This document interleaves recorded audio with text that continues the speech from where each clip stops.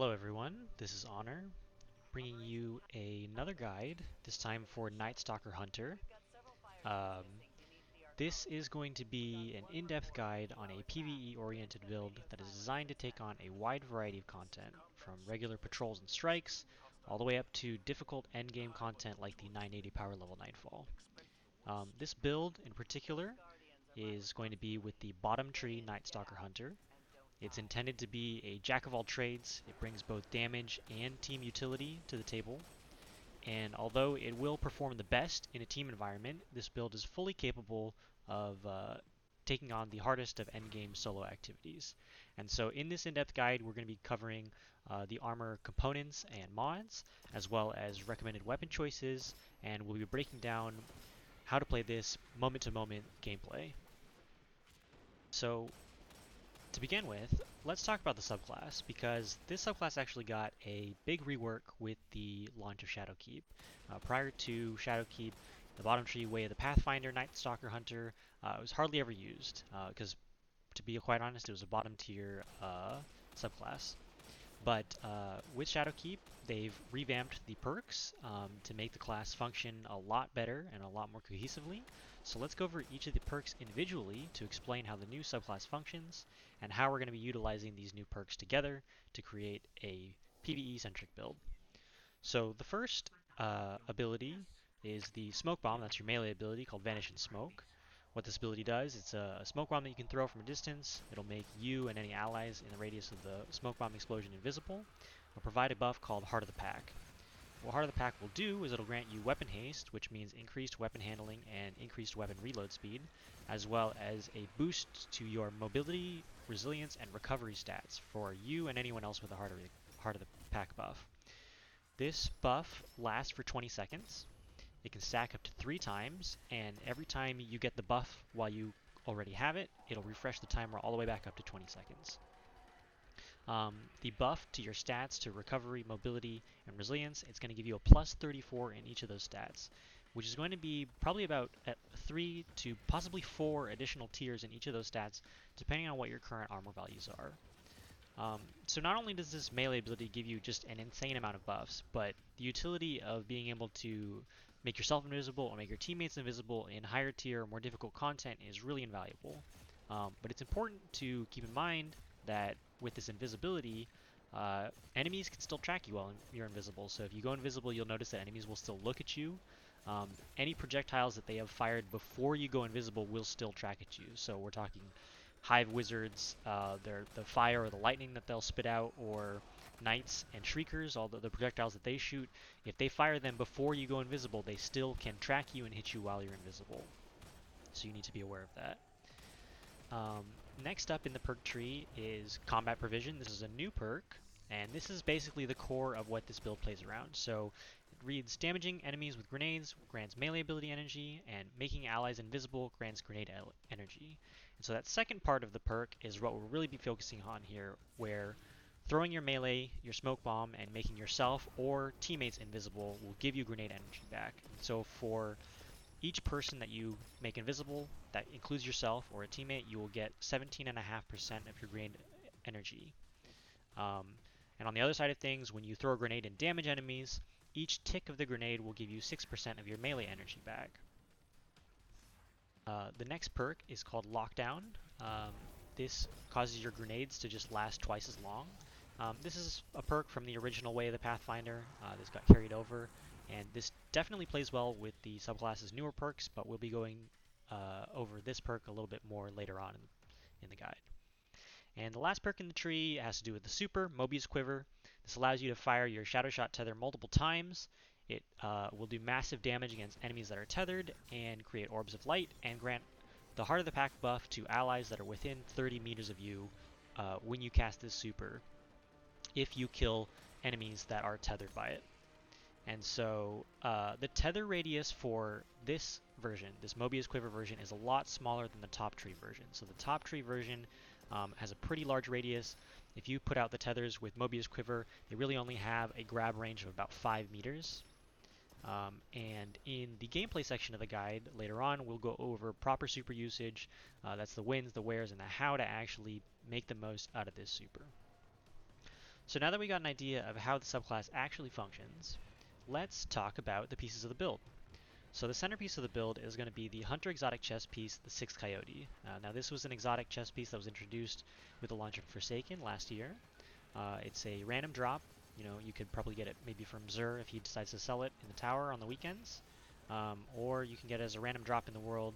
Um, that's how I got mine. I actually got mine from farming the Nightfall, getting an exotic drop there. And so what does the Sixth Coyote do? Well, the Sixth Coyote has an exotic perk called Double Dodge, which gives you 2 dodges. And what you need to know about that is the 2 dodges. Uh, if you use 1 dodge, the second that dodge will start to regenerate immediately. So you don't need to use both dodges for you to start regenerating the ability. As soon as you use up 1 dodge, that ability will start to recharge itself. The base cooldown for your dodge on this hunter is 25 seconds, and so that's the same for both of those dodge charges. So with this exotic, we're going to be comboing it with the Gambler's Dodge class ability for a hunter. So that's going to be the longer dodge, not the one that reloads your weapon, but the one that if you dodge nearby enemies will give you your melee ability back. So that's going to be our Smoke Bomb. And so the distance that you need to be within an enemy to be able to get your Smoke Bomb back when you're dodging is about 10 meters. And the distance is calculated from where you are standing when you start the dodge. So if you dodge away from an enemy and you're at 10 meters, you'll still get your Smoke Bomb. If you are further than 10 meters but you dodge towards an enemy, you will not get your Smoke Bomb back. So you must be standing within 10 meters of an enemy when you start the dodge in order to get your melee ability back successfully. So with the Sixth Coyote, we effectively get 3 Smoke Bombs to use to regenerate our grenade. So let's say you toss your grenade and you want to regenerate it back. So then you throw your smoke to invis yourself, you dodge to get your smoke back, you smoke yourself again, you dodge to get your smoke back again, and you smoke yourself a 3rd time. That's going to give you 17% of your grenade energy every time you smoke yourself. So that's going to be just over 50% of your grenade ability recharged if you're only using your smoke ability to make yourself invisible. If you make sure that you're stealthing at least one other ally every single time that you throw the smoke bomb, you will guaranteed fully regen your grenade ability off of those 3 smoke bombs. So why in this build do we want to get our grenades so bad? Well, the answer to that is the Oppressive Darkness mod from the seasonal artifact. So Oppressive Darkness is a class item mod from the 5th column of the artifact. It reads, causing damage with a void grenade adds a weaken effect to enemies. And what this weaken effect is a debuff that applies to any enemy that's damaged by your void grenade. The debuff itself lasts for 5 seconds, and it'll cause enemies to take an additional 30% damage from all sources, including the grenade itself. So because this perk is based on causing damage, the debuff can last the entire duration of the grenade, plus 5 seconds past the end of the grenade. So if you guys remember the lockdown perk that we just talked about a couple minutes ago, that makes the duration of your grenades doubled, that means that altogether you're looking at about 13 seconds of a 30% debuff on targets that are affected by your grenade. That's 8 seconds from the grenade ticking on them, plus another 5 seconds duration from the final grenade tick. And that's assuming your target even lives that long when they're having that serious debuff applied to them. So now that we've got the core elements of the build out of the way, the Oppressive Darkness, the Gambler's Dodge, and the Sixth Coyote, let's talk about a few mods to give the build a little bit more consistency. So we're all about recharging grenades, so of course we're going to take advantage of Breach Refractor and Anti-Barrier rounds. Breach Refractor is another mod from the seasonal artifact. It's from the 4th column. It grants you grenade energy on final blows with shield-piercing weapons, or when a member of your fire team shuts down a barrier champion's ability. This costs 3 energy to apply. You put it on a chest piece, and it can be applied to any chest piece regardless of polarity. Anti-barrier rounds is a 2nd column mod from the Season of Undying artifact that reads shield-piercing rounds designed to bypass combat and defenses. It's strong against barrier champions. These anti-barrier rounds can be put on hand cannons, submachine guns, and auto rifles, and combining anti-barrier rounds with Breach Refractor will mean that you can recharge your grenade from empty with only 11 kills. The last mod that we're slotting in here is Overload Grenades, which is another 4th column mod from the Season of Undying artifact. It reads, Void Grenades cause a disruption, delaying ability energy regeneration, and lowering combatant damage output. Strong against Overload champions. So this is a 4-cost mod that applies to your chest piece. It can be applied to any chest piece regardless of polarity. And this is going to be a tool that's going to come in handy if you come against those Overload champions. And actually, the damage reduction effect is is might be overlooked, but it actually can come in handy when you're taking on these higher level Nightfalls. When you're trying to shut down those barrier champions and you're tossing your grenade in to get that debuff effect, it will slightly reduce the amount of damage he's putting out so that your teammates will have a better chance to take the knight down without dying. So that's why that mod is in here. The last mod we're going to talk about is Distribution. So Distribution is a class item mod. This is a random drop. I believe I got mine from turning in materials to the gunsmith. But I believe that you can also get it from other vendors like Zavala or Shaxx turning in Crucible or Vanguard tokens, or even to tokens to planetary vendors. Um, and this is a class item mod that will reduce all ability cooldowns when using your class ability. So this costs this is a 4 cost mod that goes on your class item and pairs perfectly well with Oppressive Darkness, which remember was that 6 cost class item mod that gives our grenades those weaken effect. So altogether, that's all your 10 energy slots used up on your class item, and this is pretty much my go-to for filling up my class item with mods. So distribution is going to give you grenade energy, class ability energy, and super energy. And so with the combination of 6 Coyote and Gambler's Dodge, we're going to be dodging a lot to get our smoke bombs back, to get more grenades, and every time you're dodging, you're going to be getting about 12.5% of your grenade and class ability energy. That's about an eighth of the bar, and about, it looks like, 3% of your super energy per dodge. And while some of those numbers might not seem like a lot, when you have 2 dodges on a relatively short cooldown, you can end up getting your super about 30 seconds to 1 minute faster than the base cooldown if you're dodging to get your smoke bombs back constantly. And so if you only have 1 charge of your dodge left instead of 2, and you dodge, distribution will actually drop 3 seconds off of the timer of the currently recharging dodge. So instead of having a 25-second recharge time, you'll have a 22-second recharge time. And so more dodges is going to mean you're going to get more smoke bombs, which means you're going to get more grenades. And that's the whole point of this build, is to be applying those damage debuffs with your grenade as often as you can. Now there are some alternatives to consider to distribution. There's a mod called Enhanced Bomber, and it's a lesser counterpart Bomber, which are also class item mods. These are also random drops that you can get from, well, at least Bomber you can get from vendors. I believe Enhanced Bomber is only a drop from Nightfalls.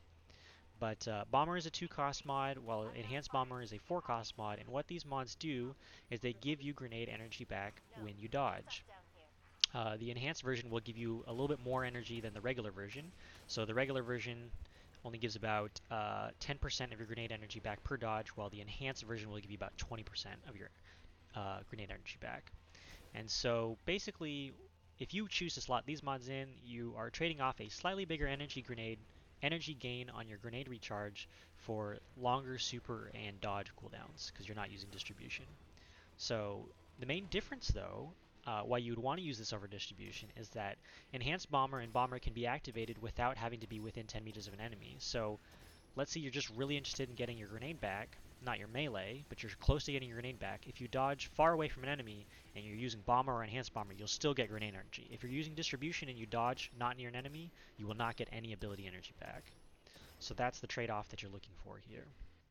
So in my experience, um, you know, if you use the 2 cost Bomber mod because maybe you don't have the enhanced version, or you're looking to maybe slot another mod on your class item, like a major or a minor or a boss resist mod or a nightmare mod, you know, you can do that. I think that there are some situations where you might think about doing that, but I think that those other utility mods, the resist mods and the nightmare mods, are better off slotted on other armor pieces, because you'd rather be using distribution or enhanced bomber on your class item.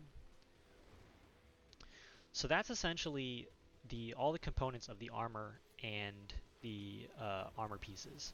And now we're going to talk about some weapons that I really think complement this build really well in some of the harder tier content.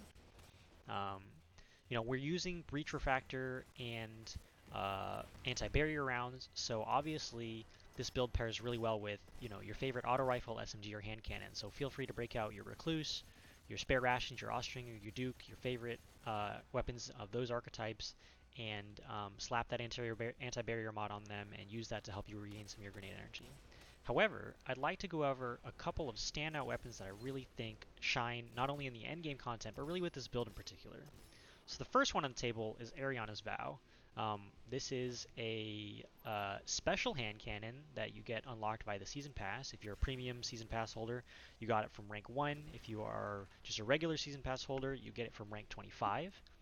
This gun, even without its catalyst, is a great option for dealing with barrier champions in Nightfalls or Vex Offensive or wherever you may find them.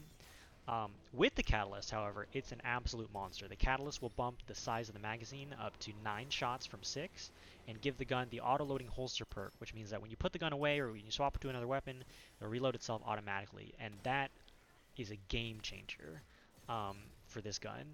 But the gun by itself is still great, even without the Catalyst. I know that, if you tried the gun out when you first got it, and maybe you thought like, oh, this gun is too slow, the handling is really bad, it feels like it takes forever to pull out and aim down sights with, and the reload speed is awful. Maybe that's what stopped you from using the gun regularly. But if you give the gun a try again with this build, remember the Heart of the Pack buff will grant you increased weapon handling. And so that's going to give you a boost to your reload speed and a boost to your weapon handling. And if you get all the way up to 3 stacks, then you might as well have Snapshot Sights and Outlaw on your Ariana's Vow, because that's how fast you're going to be able to swap to the weapon, and that's how fast you're going to be able to aim down sights with it. This is my go-to weapon when I'm farming the 980 Nightfalls with clanmates or with friends, or even when I'm working on it solo. This weapon is so good that if you're high enough power level, like 961 plus, and you're working on the 980 Nightfall, and you've applied your Oppressive Darkness Grenade to one of those barrier champions, you can take out the shield from the barrier champion in just 3 headshots, and it'll hit for about 12k damage per crit after you stun the champion out of his shield. So that's an insane amount of damage. You can really chunk those champions down, and this gun is great not only for dealing with those champions, it's actually not a bad boss DPS weapon either. This gun hits hard, it works great. I really highly recommend you try it out, especially with this build.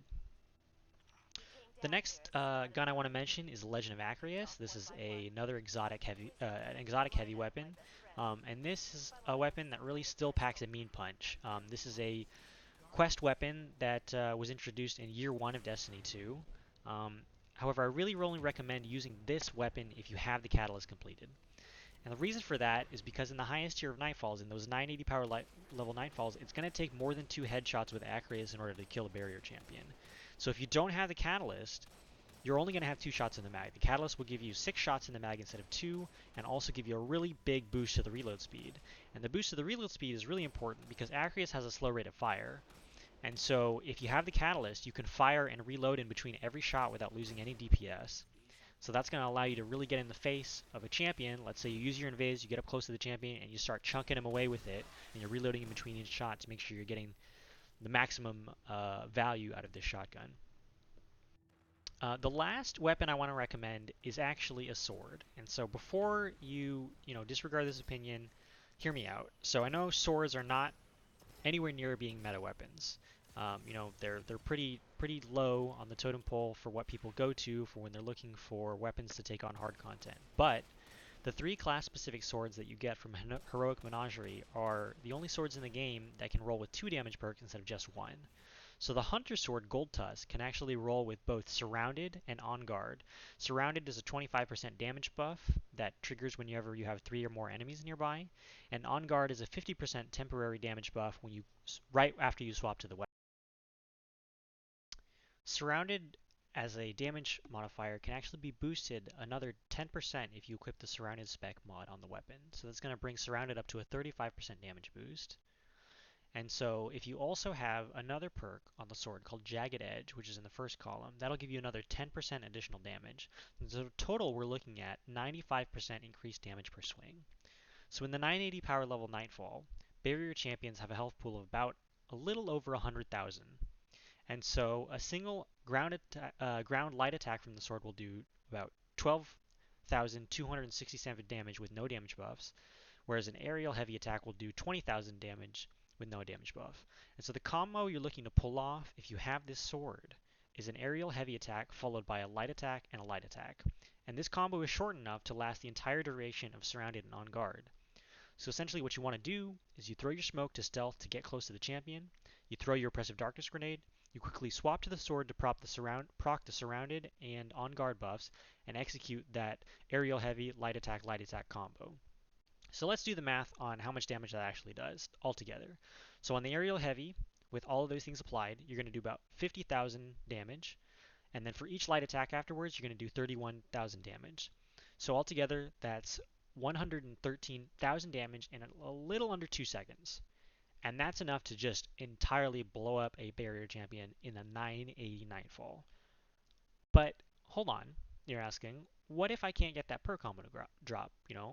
What if I can't run Heroic Menagerie, or I've only run it once, I've only got one sword? You know what? You don't even need it. And the reason for that is all you got to do is damage the champion enough or put up his barrier, break the barrier to get the stun, then go in with your Oppressive Darkness Grenade and slice away the sword. And trust me, a sword even with a perk like Whirlwind Guard, not the perk combo that I mentioned above, but some other perks that aren't as damage boosting, with the combination of the grenade and the ability to get close with the invisibility, you are going to melt barrier champions. And try it out if you don't believe me. Um, there's some footage in the background that shows exactly what I'm talking about. This combo is incredibly fun. Obviously, are there better or safer options for dealing with these champions? Sure. Are they as cool? No way. So now that we've talked about weapon recommendations, let's finally talk about how to actually use this build in game. So we've actually gone over a lot of the main gameplay points for this build in the prior sections. You use your grenades to weaken beef your important targets, you use your smoke to recharge your grenades, and you dodge near enemies to regain their smoke. If your grenade is getting real close to getting recharged and you don't want to use a smoke to recharge it, you can get a couple kills with an anti-barrier weapon, which will proc Breach Refractor and get you that grenade without having to waste that smoke. But there's a couple points left in terms of gameplay that I want to cover. So which grenade should you actually be using with this build? So you have three different options on Night Stalker. You have the Spike Grenade, you have the Void Wall Grenade, and you have the Vortex Grenade. So Spike Grenade is hands down the worst pick out of the three. It's got a very steep learning curve for learning how to throw and place a grenade properly, and it's also the most inconsistent grenade by far out of the three. I can't count how many times I've thrown what looks like it's going to be a great grenade, only for it to attach to some weird angle on a wall or something and just hit none of the enemies that it was intended to hit. In terms of the other two grenades, in terms of just raw damage, Void Wall is going to do better than Vortex Grenade. However, any enemies that hover high enough above the floor will not be affected by Void Wall Grenade. So that's Hive Wizards, Hive Shriekers, Fallen Servitors. Any of those floating enemies might not be able to be affected by your Void Wall Grenade. So that's what really makes Vortex Grenade the top choice for me, because it's straightforward. You throw it at an enemy, the application of the debuff is just so easy, it's very consistent, and you can throw it at any enemy in the game, whether they're on the ground or in the air or whatever. So I recommend going with Vortex Grenade. So now let's circle back around to the super. I mentioned this really early on in the video, Mobius Quiver. I talked about how we're going to talk about when, how, and where to actually use this super. So this super um, has the capability to actually do a really large amount of damage. But it's important to know that the massive damage that the perk tree perk talks about doesn't actually kick in until the third arrow is fired. So you fire 5 arrows with Mobius Quiver, with the base Mobius Quiver. You can extend, or you fire 6 arrows with base Mobius Quiver. You can extend that up to 9 with Orpheus Rigs because that gives you more arrows to fire. But with base Mobius Quiver, you get 6 arrows to fire. The first 2 arrows will tether the enemy, and you won't see the big yellow numbers till you have the third arrow out and hitting. And so the biggest mistake that I see people making when they're trying to use this build, when I've seen them in strikes or in raids or in nightfalls or nightmare hunts, is people are used to, on Night Stalker Hunter, jumping way up in the sky to tether. Because on top tree, that's really what you want to do. You're trying to get a big group of ads tethered with your super. That's not a good idea at all with Mobius Quiver. So when you activate this super, it's going to conserve any of the directional momentum you had when you activated it. So if you jump up really high in the air, you're going to be stuck moving in one direction in the air as you fire your arrows. And that's going to make it easier for you to miss your target if they're also moving, because you're moving at the same time. And it's also just going to make you a really nice juicy target for any unstoppable ogres to just melt your face off. Even with super damage resistance, they'll just shred you, especially in 980 and even in 950. So you got to keep in mind that since the big damage doesn't happen until that third arrow, the best way to use Mobius Quiver is to treat it like one of your weapons. You're going to pop out of cover real quick, don't jump, and just fire the first 2 arrows. You can move around while you have the super active, so you can move in between cover and fire arrows to get the damage in while you're avoiding whatever is being shot at you. So it's better to fire only 4 of the arrows of the super instead of the possible 6 and live, which means that you get 2 of the initial arrows in and 2 damaging arrows in, rather than jumping really high up, only getting those first 2 arrows off, and dying before you can even fire the third shot. So using this super properly in difficult content is going to take some getting used to, because it's really the opposite of what you're used to if you play Night Stalker Hunter before and you're playing with Tom Tree. But once you get used to the flow of the movement and firing while you have the super active, while you're moving in between cover, you can comfortably get all 6 shots off without getting obliterated by your enemies. And you'll see what I mean in the background. So next, let's talk about what kind of stats you should be looking for with the armor for this build. So this is a PvE build, so between mobility, resilience, and recovery, the most important stat is going to be recovery. Um, but this build really benefits heavily from the stat boost provided to all 3 of those categories by the Heart of the Pack buff. So while getting nicely rolled recovery armor is great for this build, it's not strictly necessary. Once you spend a good chunk of time playing with this build, you're going to notice how clutch Heart of the Pack really is. And, it'll trigger health regen right after you go invis. It'll boost your ADS strafe speed so you can sidestep, those Hive Acolyte grenades or the Hive Boomer shots. And in some cases, it'll give you just enough resilience to tank a shot that you otherwise might have died to. I know that resilience in PvE only gives up to a 10% increase in max health at tier 10, but I've definitely felt like the Heart of the Pack buff has kept me alive with a sliver of health in situations where I would have died if I didn't have the buff. So for the other stats, between discipline, intellect, and strength, the most important stat is discipline, obviously. We want to be throwing as many grenades as possible.